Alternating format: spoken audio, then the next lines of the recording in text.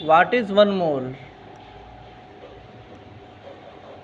कोई भी सब्सटेंस जिसकी संख्या 6 × 10⁻23 पहुंच जाए वो 1 मोल होता है। 1 मोल बेसिकली है एवोगैड्रो नंबर,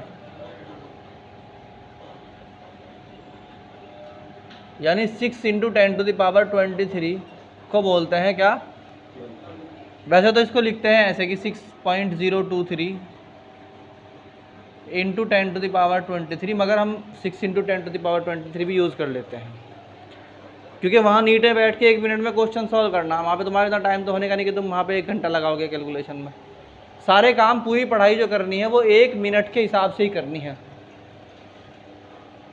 अभी माइंड में रख के चलो कि 1 मिनट के हिसाब से पढ़ाई करनी है, क्योंकि 1 मिनट में क्वेश्चन पढ़ना भी है, समझना भी है, और सॉल्व करना भी है, और मार्क भी लगाना है। तो इसके लिए जो स्टैंडर्ड डेफिनेशन ली गई है वो क्या ली गई है? 1 mole is the amount of substance, अरे बोल लो भाई, हैविंग मॉलिक्यूल या atoms equal to 12 gram of carbon 12 isotope of carbon.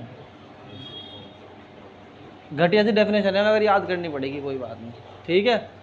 क्या है बता रहा मैं तुम्हें, समझो बात ध्यान से। हाइड्रोजन का 1 ग्राम है, पता है कि नहीं पता?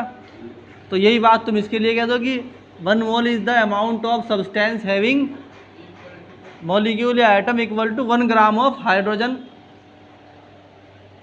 बात समझ में आई कि नहीं आई? यहाँ पे क्या लिख दो? 1 ग्राम लिख दो, 1 ग्राम ऑफ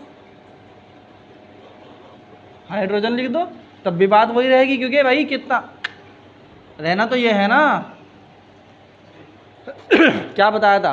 किसी भी एलिमेंट के एटॉमिक मास में या मॉलिक्यूलर मास में किसी भी मॉलिक्यूल के क्या होता है उसका एटॉमिक मास में इतना होते हैं, इतने सब्सटेंस होते हैं, इतने।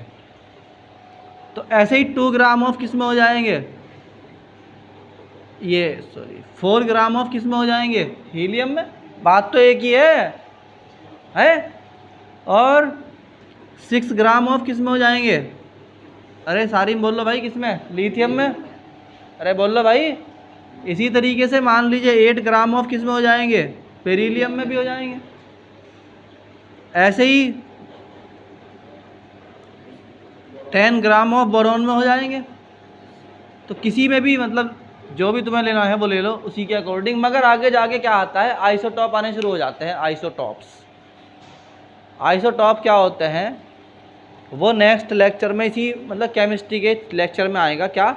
व्हाट इज़ आइसोटॉप, आइसोबार्स वगैरह वगैरह। तो फिलहाल ये बात ध्यान रखो कि आइसोटॉप, चलो बता ही देता हूँ मैं आइसोटॉप क्या होते हैं। जैसे कार्बन है, आइसोटॉप होता क्या है समझ लो। आइसोटॉप्स होते हैं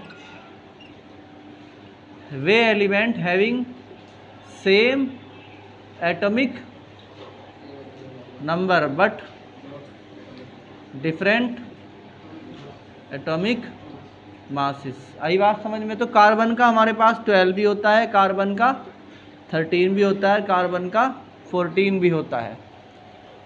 तो उनमें से कौन सा लिया गया है इस डेफिनेशन में? कार्बन 12 लिया गया है। यानी एक कार्बन में क्या होगा, बात को समझो ध्यान से।